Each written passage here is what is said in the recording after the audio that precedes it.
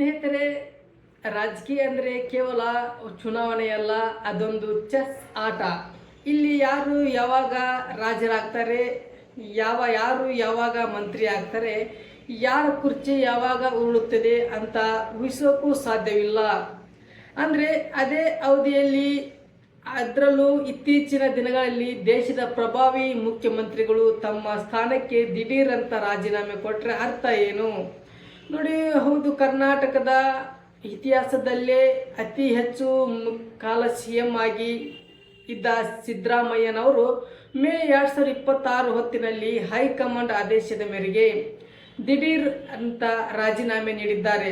ಅಷ್ಟೇ ಅಲ್ಲದೆ ಭಾರತದ ಇತಿಹಾಸದಲ್ಲಿ ಹೀಗೆ ದಿಢೀರ್ ಅಂತ ರಾಜೀನಾಮೆ ಸಲ್ಲಿಸಿ ಇಡೀ ದೇಶದ ಬೆಚ್ಚ ಬೀಳಿಸುವಂತೆ ಮಾಡಿದ 4 ಜನ ಪ್ರಮುಖ ಮುಖ್ಯಮಂತ್ರಿಗಳ ಕತೆ, ಅವರ ರಾಜೀನಾಮೆ ಹಿಂದಿನ ಸಿಲಿಕಾರಣ ಮತ್ತು ಸರ್ಕಾರ ಒಳಗಿನ ಲೋಪದೋಷಗಳ ಬಗ್ಗೆ ಏನು ಅನ್ನೋದನ್ನು ಇವತ್ತು ನಾವು ಕಂಪ್ಲೀಟ್ ಆಗಿ ಆಳವಾಗಿ ಪೋಸ್ಟ್ ಮಾರ್ಟಮ್ ಮಾಡಲಿದ್ದೇವೆ.